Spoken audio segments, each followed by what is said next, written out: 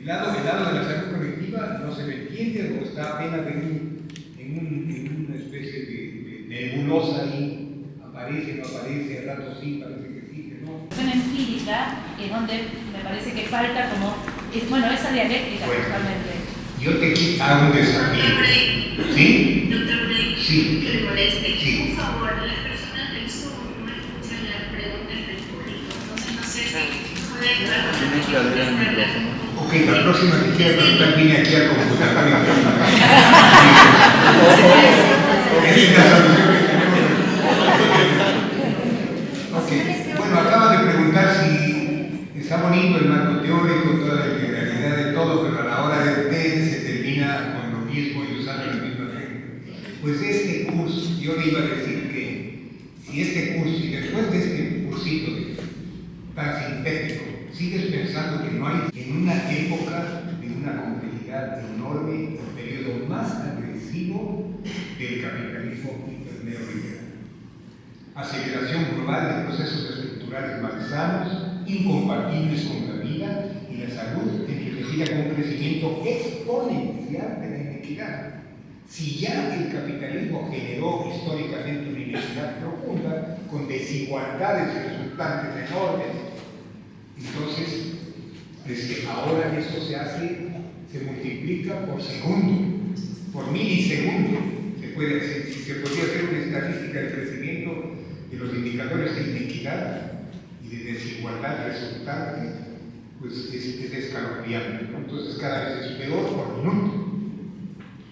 Y en el sur global es una era de desmantelamiento masiva de derechos, unas veces elegante y otras veces brutal. En definitiva, la cancelación de las políticas del bien común y de los últimos rezagos del pacto social. Estamos entonces en ese espacio, en esa historia del hiperneoliberalismo, estamos hablando de epidemiología. Imagínense el termómetro para medir las reencarnaciones de ese proceso tan complicado. Es un capitalismo radicalizado donde el prefijo hiper, que denota exceso, es para calificar una etapa distinta del neoliberalismo en la que la extrema privatización y desmantelamiento de derechos se expanden mediante la aceleración intensa del proceso de acumulación de capital. Procesos interdependientes de acumulación de riqueza privada y de exclusión social masiva se aceleran y ocupan nuevas dimensiones de la vida. Entonces, llegamos a este siglo XXI de la convergencia de usos productivistas codiciosos de las nuevas tecnologías. Entonces, no estamos cuestionando la tecnología. No estamos diciendo la nanotecnología la cuestionamos per se. Estamos diciendo que la nanotecnología, así como se puede utilizar para hacer un diagnóstico endoscópico, maravilloso, en una endoscopía. La nanotecnología sirve también para arruinar y hacer la agricultura 4.0 de la huerta. Entonces, no es el problema de la tecnología, es el problema del uso codicioso que el poder hace de esta exponencial crecimiento para una acumulación acelerada, porque esa es la base, acumular más rápido, acumular privadamente. Entonces, en el trasfondo material, la aceleración de la inequidad estructural como principio objetivo de acumulación, explotación y hegemonía. Ese es el escenario en el que estamos reflexionando sobre epidemiología. Es tan grave el crecimiento de la inequidad que este grupo de investigación bajo Tomás Piketty hizo cálculos de qué está pasando y está haciendo un pronóstico hasta el 2090, ¿no? Y se dan cuenta con la investigación hecha sobre esta tendencia que el capital seguirá creciendo más y más rápido que la producción y los ingresos. En términos simples, esta tendencia regresiva implica que el pasado devora el futuro. Miremos en un diagrama, miren ustedes, aquí tienen el diagrama del crecimiento, estamos más o menos aquí, en este punto, y miren lo que es el pronóstico para el futuro. Es cada vez peor, porque este rato la multiplicación de la capacidad tecnológica, la fuerza productiva y la acumulación de capital se catapulta a niveles insólitos y eso va a ser una concomitante expulsión masiva, digamos, una pérdida masiva y un crecimiento definitiva esta brecha entre la renta del capital privado y el ingreso generalizado de la humanidad y el valor de la producción misma. Entonces, esa es la realidad. Y si no entendemos que esta es la base del capitalismo actual, que es la aceleración de los procesos destructivos, no vamos a entender cuál es el objeto del trabajo de epidemiología para nada. Y esto se ve clarísimo cuando se ve cómo, es verdad, el crecimiento del ingreso del 10% de la sociedad crece mientras va bajando, por ejemplo, el desmantelamiento de la sindicalización. Esta es la línea del crecimiento de la sindicalización, este es el crecimiento del capital. Es obvio. O sea, baja la protección social, baja el proceso protector, sube el lado negativo, destructivo, pero a una velocidad insólita. Vean ustedes, es increíble. Entonces, hay un desplome no solo de la vida y la salud del siglo XXI, sino de la ética y los derechos. Esta base material tecnológica de aceleración, que implica aceleración informática comunicacional, plataformas digitales, big data, mercantilización, información íntima y el mal llamado post-trabajo de Uber, de los delivery, etcétera, todo este llamado post-trabajo, que no es ningún post-trabajo, es el trabajo más propiamente capitalista que puede existir, solo que en una condición muy distinta que después la podemos ver. El Internet de las cosas, la inteligencia artificial que está generando situaciones de una complejidad enorme, la biología artificial, etc. Es decir, son todos recursos maravillosos de la humanidad que están secuestrados por la codicia de la acumulación de valor. El extractivismo, entonces, es un extractivismo 4.0. Quedó muy limitado el extractivismo clásico, ¿no? El extractivismo petrolero, minero, etc. No es que no estén, ahí están, porque se está mezclando el capitalismo más agresivo tecnológico con incluso formas tradicionales hasta de esclavitud, como lo veremos luego. Entonces, hay una expansión extractivista y los epidemiólogos o los trabajos de epidemiología que se hagan, obviamente tienen que entender en dónde estamos, porque si no estamos haciendo las investigaciones, diseñándolas como si estuviéramos en épocas anteriores del capitalismo, ¿no? En el Congreso Brasileño de Epidemiología propuse incorporar la dimensión cibernética de la determinación social, que se abre a un espacio social condicionante enorme, en donde van a jugar muchos elementos novedosos de este capitalismo agresivo que estamos diciendo, y hay una especie de aura, de excusa de que eso es progreso. ¿Cómo vas a negar el progreso? ¿Cómo vas a decirme que la inteligencia artificial no es buena? Claro que la inteligencia artificial es un recurso maravilloso, pero el problema es que no está siendo utilizada en el sentido, o sea, no es, primero que no está siendo regulada como debiera ser, y segundo, nos está desviando sus elementos para lo que es la tesis que estamos tratando de plantear aquí. Inclusive entra esa tecnología en la agricultura 4.0, porque la agricultura 4.0, el extractivismo agrícola se ha catapultado de una manera enorme, empieza a haber un crecimiento tan grande, pero en un mundo como ejemplo en Brasil, como lo demuestra este estudio de Wanderlei Pignatti y el equipo de la Universidad de Mato Grosso, es un momento en el cual la altísima tecnología de la agricultura se combina con trabajo esclavo. Y yo he visto recientemente un estudio hecho por una investigadora brasileña que está exilada en Bélgica porque denunció esto en Brasil y fue amenazada de muerte, en donde he visto un mapa, mapas que ella hace del trabajo esclavo en la agricultura de Brasil. Es casi ocupa todo el territorio agrícola de Brasil. Es decir, y esto lo mismo pasa en Ecuador, lo mismo pasa en el espacio de trabajo esclavo en Argentina, en Bolivia, en Colombia, etc. Es decir, estamos combinando la más alta tecnología del extractivismo con lo más retrógrado y un modelo histórico esclavista, y eso es el capitalismo siglo XXI. base generadora de lo que llegará a los hospitales, de lo que llegará a los, si es que llega a los hospitales y si hay acceso a la salud.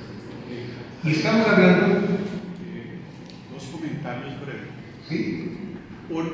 El primer comentario es que hay un libro que muestra cómo la situación actual del capitalismo es tan dramática que Estados Unidos está mostrando declinación de la esperanza de vida en grupos poblacionales. El libro es impresionante, se llama Muertes por Desesperación, de dos economistas, defensores del capitalismo, pero que terminan criticando cómo va el capitalismo, que es Angus Deaton y la esposa Ann Case. El libro es sorprendente, pero mi pregunta, Jaime, es que me gustaría conocer su opinión porque, por lo que yo entiendo, su caracterización del capitalismo como capitalismo, hiperneoliberalismo, da la sensación de que el asunto del capitalismo es que ha acelerado, ha aumentado lo que antes era. Pero otros teóricos señalan un cambio cualitativo del capitalismo y le llaman capitalismo cognitivo. Entonces, mi pregunta hacia ustedes es, ¿cómo lee usted la teoría del capitalismo cognitivo a la luz de lo que usted ha propuesto? Yo no comparto esa visión del capitalismo cognitivo, como que si fuera algo externo o distinto. Siempre el conocimiento fue un recurso de la fuerza productiva del capital, pero ahora es un conocimiento tecnológico y sobre todo informático, descomunal, que le ha dado al capitalismo una velocidad de procesamiento de la acumulación, de las relaciones mundiales, etc. Es decir, yo no creo que hay que entender, sí, que ahora el conocimiento juega un papel distinto en esta etapa del capitalismo. Sin embargo, es decir, pasamos a una era del capitalismo del conocimiento. Si no es bien entendido aquello, podría parecer que es una cuestión que la disputa está en el conocimiento. Y hay cosas que están pasando masivamente que van más allá del capitalismo del conocimiento. Trabajo esclavo, masivo en todo un territorio, el más grande país de Latinoamérica, y eso no tiene nada que ver con eso. Es medioevo en el siglo XXI. Entonces, es complicado, pero entendamos, nos situemos o no en cualquiera de los dos paradigmas, lo que estamos entendiendo es que es un momento histórico en el que la tecnología y el conocimiento han hecho posible un capitalismo acelerado. Y epidemiológicamente eso es para mí importante porque es la catapulta de la destrucción epidemiológica. Eso es lo que me interesa, porque esa es la perspectiva desde la que yo me aproximo. Y usted la razón que ese es un debate que está ahí y que es importante, pero entendamos que por último estamos de acuerdo, porque yo no estoy diciendo que no es un capitalismo donde lo cognitivo no opera. Lo que yo creo es que es peligroso, por ejemplo, decir post-trabajo. ¿Por qué? Porque Uber es un post-trabajo. ¿Por qué? Porque ya no hay la condición de la relación clásica de la empresa con el obrero y el pacto social obrero. Pero en definitiva, ¿qué estamos diciendo? Que la persona de clase media que tiene que manejar un Uber, porque para sobrevivir, pasa a ser un post-trabajador, pasa a ser un obrero del siglo XXI. ¿Por qué? Sin seguro social. Si tiene un accidente, él paga su propio automóvil, lo compone, etcétera, etcétera. Es decir, son relaciones laborales salvajes, pero de la misma esencia que es la explotación de la fuerza de trabajo. Entonces, es un terreno, yo no quiero ir a esa minucia, pero digamos, lo importante es que esto está empeorando y está acelerando la destrucción epidemiológica y consistente. Y también viene toda esta agricultura 4.0 y nos está generando la dieta neoliberal. Y la dieta neoliberal nos catapulta a una pandemia de obesidad, que es una pandemia oculta, porque es una pandemia que no crea error. Como diría Naomi Klein, no justifica no es un ciclón, no es una pandemia viral, pero es una pandemia oculta, asesina, que está ahí presente, creciendo en todas las sociedades, y que este rato la clase obrera, la clase pobre, es una clase que muere obesa, no muere en una desnutrición, ¿no? Exceptuando ciertos sectores de ciertos continentes que tienen otra realidad. Pero en todo caso, una manera neoliberal de comer, eso ha hecho que sea pandémica la obesidad, una dieta tóxica además, porque los estudios de Brasil, son los más importantes que han hecho en Latinoamérica, en Argentina, muestran claramente que la agricultura 4.0 es masiva, la bestia en lo que es repartir veneno. Los alimentos de un país como el Brasil están todos contaminados con agrotóxicos de franja roja, es decir, de altísima peligrosidad, estos de franja alta, etc. Y estos llamados verdes, como el glifosato se pensaba, ¿no es verdad? También son destructivos, porque este rato se sabe que es cancerígeno, etc. Y todos los demás que han dicho que tienen franja segura. Entonces, yo creo que ahí hay un problema de la presencia de tóxicos en la leche materna, etc. Esto que un colega ecuatoriano llama la otra guerra, todos los agrotóxicos en el caso ecuatoriano igualmente es masivo, y si vemos el caso colombiano y si vemos el caso argentino, etc., vamos a tener enormes aportes en este sentido de ir mirando qué está pasando con este capitalismo 4.0. Esto me refería a la geografía del uso de agrotóxicos en Brasil, de Larissa Lombardi, que justamente está mostrando, está exilada, y ya da datos enormes que ustedes pueden mirarlos cuando miren la grabación, la detienen y pueden ver la información, y ella provee, es enorme.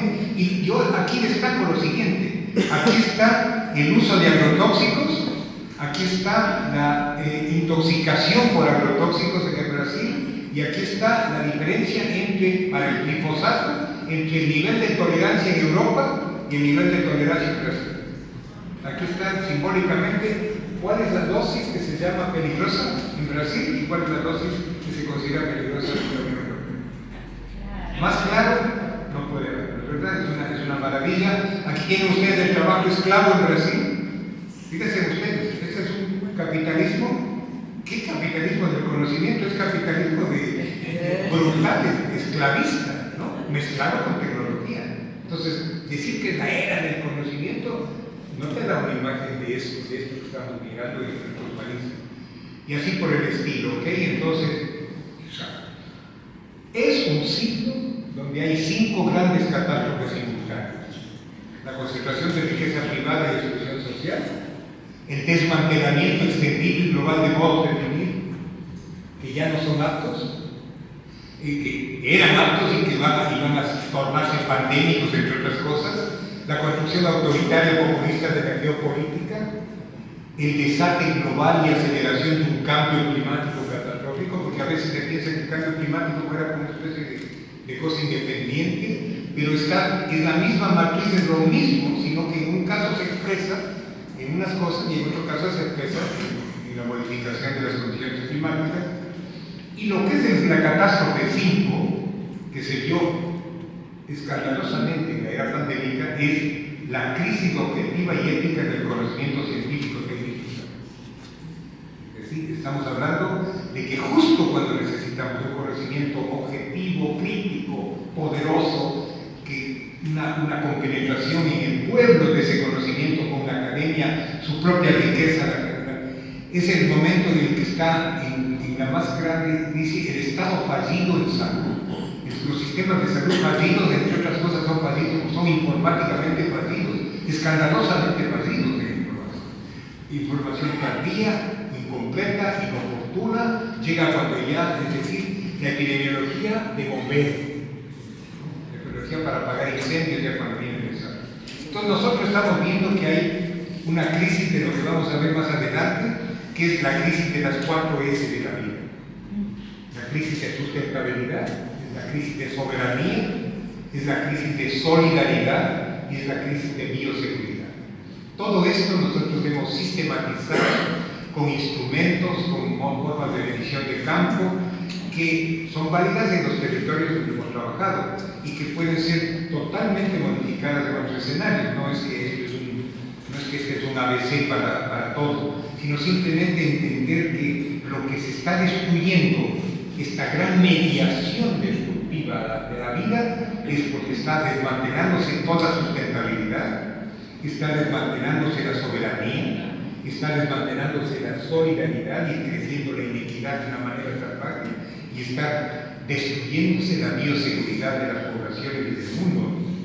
Entonces, imagínense ustedes, ahí la pregunta es ¿qué quedan los derechos y la ética en un espacio global de destrucción de este tipo? Se cumple lo que Bolívar Echeverría dijo hace años antes de morir, cuando habló de que lo que ha sucedido ahora en esta civilización actual es una desacralización de la madre naturaleza, una secularización de la corrupción política. La corrupción política se ha hecho estructural, no es un tema de moral, no es un tema de moral, se cayó la moral de la que únicamente todos nos decimos, se hicieron inmorales en los aparatos públicos, no, es una corrupción estructural, es decir, lo que se llama diseconomía en las empresas privadas y lo que sería el Estado, narcoestado, el Estado, lo que ustedes quieran, una corrupción estructural. Y un extremo individualismo consumista. Yo creo que esas son las pautas que nos da Echeverría de lo que es esta civilización en la que hacemos epidemiología del siglo XXI. Y ahí hay una lucha entre una ciencia funcional y una ciencia transformadora. Funcional al poder, cuando le hacemos el juego, ¿y cómo le hacemos? Participando en la danza de la ignorancia estratégica de la vieja epidemiología. ¿No? La danza de la ignorancia estratégica de describir sofisticadamente las estadísticas de salud sin dar una pista de dónde viene todo ese producto que estadísticamente se recoge. ¿No? Una ciencia transformadora donde hay una lógica de la determinación social y una acción transformadora económica. Entonces, no es verdad que la ciencia debe trabajar para subvertir ese real destructivo. Tenemos que trabajar. Esa es la vía, esa es la donde apuntamos. Y entonces, ¿cuál es la estrategia? La estrategia es no confundir en este movimiento histórico en el que o cambiamos las formas sin cambiar la sustancia, cambiamos las formas, mejoramos, hacemos cosmética social o cambiamos la sustancia. Y ahí tienen ustedes una salida emancipadora cuando en vez de hacer un reformismo, que es el de solo cambiar las formas, hacemos una reforma profunda, diría Echeverría, en donde las formas que generemos con la creatividad, con la acción, sean formas que ponen en jaque la esencia del sistema, es decir, formas alternativas que compiten con la sustancia del sistema para imponer una sustancia protectora de la salud, de la vida y de la justicia. Es decir, una subversión de la sustancia, no remozarla. El reformismo es remozar la misma sustancia, el cambio profundo sería subvertir esa sustancia. Entonces, la reforma científica es una transformación y esa transformación implica a nivel de ciencia una metodología, yo no le llamo crítica, sino metacrítica. Y el resto de la actividad va a ser explicar qué es la metodología metacrítica, cómo se construye, cómo se realiza, cuáles son algunos de los elementos de su desarrollo. Y esta sustancia de esta ciencia ética sobre la vida y la salud en el capitalismo 4.0 son principios bioéticos y un vivir saludable tratados desde la epidemiología crítica y desde, en el caso de los países andinos, de lo que es el summa causae, que es la noción de bien vivir integral de los indígenas, en donde ustedes tienen desde la academia el aporte de las 4 S, donde el modo de reproducción social se haga una lucha por defender la sustentabilidad, por defender la soberanía, por defender la solidaridad y defender la seguridad de la vida, este movimiento integral. Y este movimiento obviamente es factible como, fíjense ustedes, en la agricultura. Ahí tienen ustedes un ejemplo de cómo se puede revertir. En ordinarios, el uso de agrotóxicos o el uso de productos limpios. Yo no estoy diciendo que el cambio va a venir cambiando la producción agrícola solamente, pero lo que digo es que las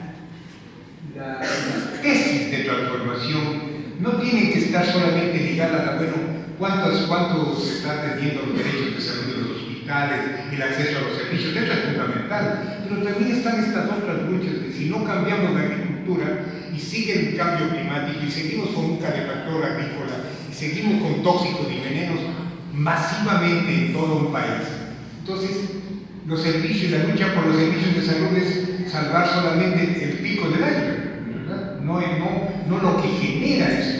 El consumo del agua, estoy viendo que en Uruguay no hay agua. Estamos viendo que en el valle de producción de las zonas agrícolas del Perú no hay agua, en Ecuador no hay agua en muchas regiones, en California no hay agua sino para un año, 2 años se dice. Y eso entonces, ¿cuál es esa? Y los hospitales aquí no están todos morimos. Entonces yo digo, no es que estamos hablando de que hay que dejar los derechos de protección, de cuidado, de asistenciales, son fundamentales, pero no nos podemos olvidar de este tsunami destructivo que está generándose masivamente y que además hasta la propia capacidad nutricional de los productos alimentarios hechos en la agroecología pues se hace de una manera distinta, ¿no? Entonces, en el caso del proceso de la pandemia, sí. La idea del antropoceno, usted mencionó la desacralización de la madre tierra. ¿Usted comulga con la idea del antropoceno así denominado, por esto de que parecería ser una lógica, como estaba en esa diapositiva anterior de la enfermera, el médico, el antropoceno que lleva a la era en donde el hombre es el responsable de todo el cambio climático, de todo lo que está sucediendo con la madre naturaleza?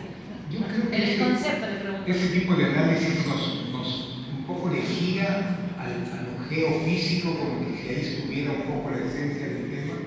Para mí el tema es salvémonos nosotros. Es decir, son sociedades que nos estamos viendo a la destrucción y yo creo que eso no es un tema geofísico. Es un tema de lucha presente, de lucha terrena, de lucha territorializada, etc. Yo no me muevo en esas coordenadas. Yo digo, sí, de acuerdo, o sea, ahí hay todo un elemento, un gran debate frente al cual es cómo se explica el cambio climático, pero a lo que yo diría es que ese cambio climático para mí es parte de la misma matriz de lo que estoy diciendo. Algunos autores hablan de capitaloceno. ¿Perdón? Capitaloceno, en lugar de antropoceno. Algunos autores hablan de capitaloceno. Eso ya me gusta más porque eso ya es reconectarlo con el tema central de que no es un tema geofísico, ¿no? El planeta súbitamente la madre tierra se sacude por un proceso geofísico. Perdón, una mano levantada. Que venga la computadora. En algún momento presentó uno de los ejes como sustentabilidad.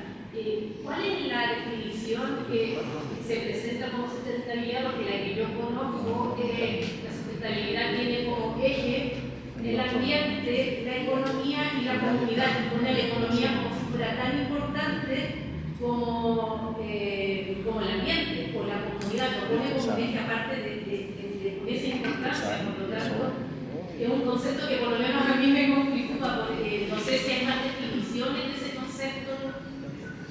Ya, la pregunta para los que están escuchando es si es una ambigüedad etimológica en la naturaleza históricamente determinada, productora y productor, es decir, producida socialmente y o sea, esa naturaleza es una producción social y a su vez esa producción social revierte sobre la sociedad en una dialéctica permanente. Es decir, quizás en las reuniones posteriores vamos a tratar de explicar por qué no aceptaríamos esa división de ese tipo.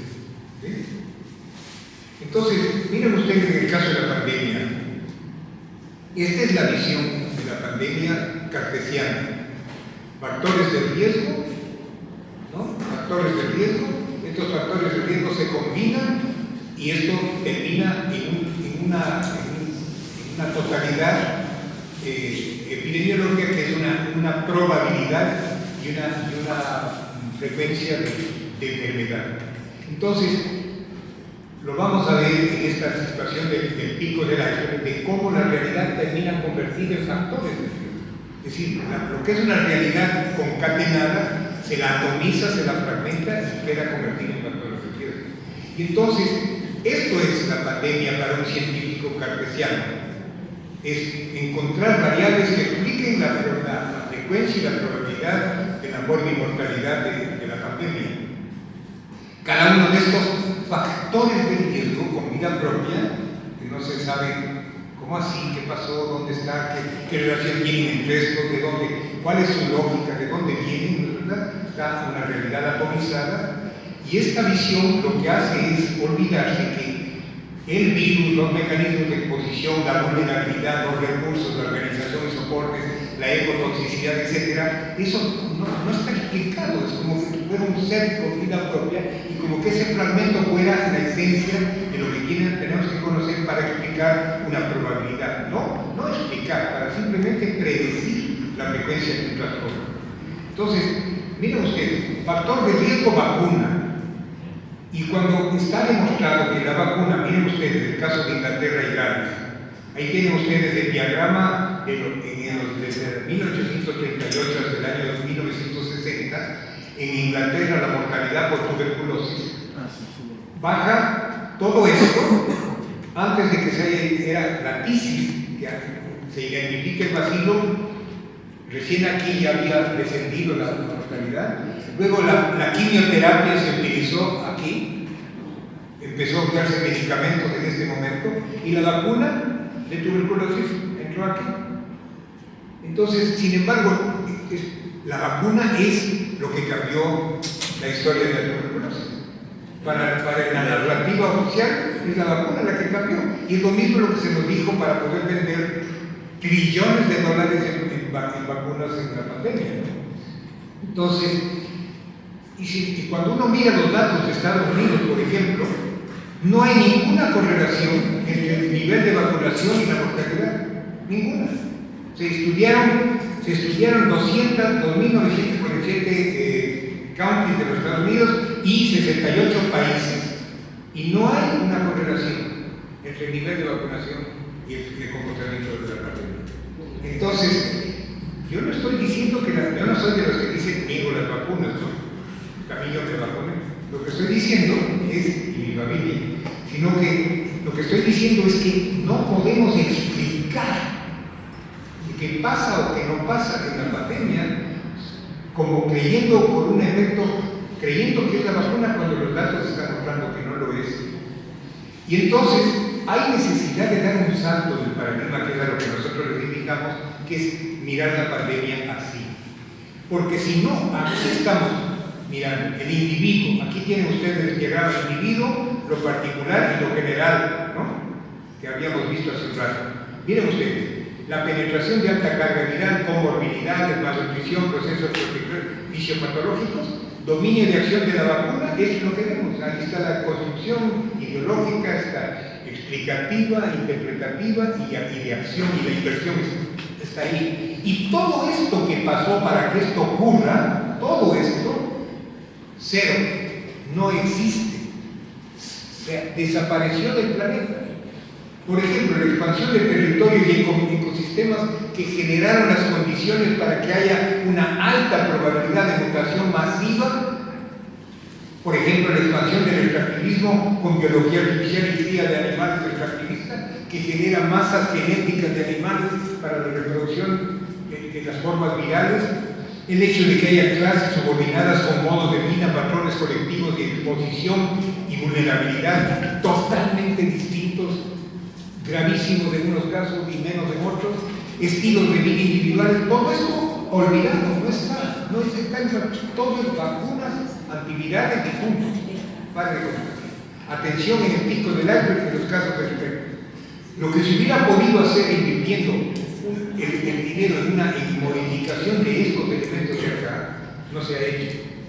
Entonces, ahí tenemos una complejidad y para eso tenemos que cambiar nuestro pensamiento. Esperamos que para eso nos sirva. Es necesario repensarnos, es necesario que actuemos. Y antes creíamos que era una fantasía latinoamericana. Yo antes decía, ¿por qué no reacciona el norte a lo que hacemos desde hace tantas décadas en América Latina, no? Se inventaron una mala copia de la determinación social como determinants of girth, ¿no? Y una mala copia de Latinoamérica, sin citar uno solo de los trabajos de todos los grupos latinoamericanos que desarrollamos en bibliología crítica, nos copiaron mal y sin embargo, pero en cambio, ahora empieza a haber conciencia. Miren ustedes, Lancet, la revista Lancet, una de las más importantes del mundo, esto es lo que dice en el volumen 401, el editor general de Lancet. Esto les digo solo para que ustedes comprendan, esto no lo presento, bueno, yo estoy muy orgulloso de esto, pero lo que quiero es que comprendan que están empezando a escuchar a América Latina. Tenemos razón, porque la ciencia oficial no nos haya reconocido, no haya dado importancia a América Latina, pues tenemos razón, tenemos que seguir bregando. Miren lo que dice el editor general. Estamos atrapados en una jaula lingüística de la que pocos de nosotros escapamos. Eres un inglés, es una revista en Inglaterra. Nos sentimos cómodos en nuestras prisiones epistemológicas, especialmente aquellos de nosotros que languidecen en el confinamiento autónomo. Si nos liberamos, se nos brinda una visión de un mundo diferente. Liberándonos solo podemos maravillarnos de nuestras propias limitaciones provincianas. Eso dice un inglés de la revista más importante de salud del mundo, reconocida. Dice, Jaime Vélez es un escritor ecuatoriano cuyo trabajo está abundantemente disponible en América Latina, pero solo recientemente ha pisado un escenario de habla inglesa. Es que tenía que Oxford haberme publicado para entonces existir.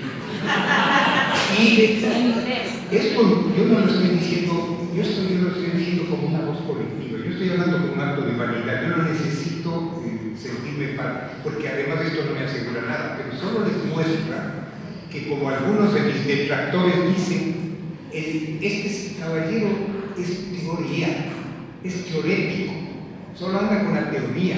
Primero que desconocen que todo mi pensamiento se hizo en las poblaciones campesinas, donde trabajo 10 años en investigación y donde seguimos trabajando ahora y con quienes ahora tenemos el orgullo de tener algunas de las referencias más lindas de la vida, ¿no? Que todo esto fue hecho con la mente y que todo esto es latinoamericano original y que además lo que estamos diciendo nos va a sacar de nuestras prisiones epistemológicas y nos sentimos provincianos en el norte por no escuchar a los latinoamericanos, ¿no? Eso es lo que yo les quería decir. Y pues yo creo que es un desastre el tiempo. Tenemos hasta qué horas es el tiempo. ¿Hasta qué hora estamos planificando el programa? Eran 2 horas, a las 12. 12:30.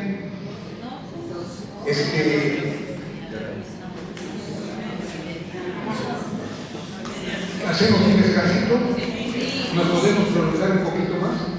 Tira Catari,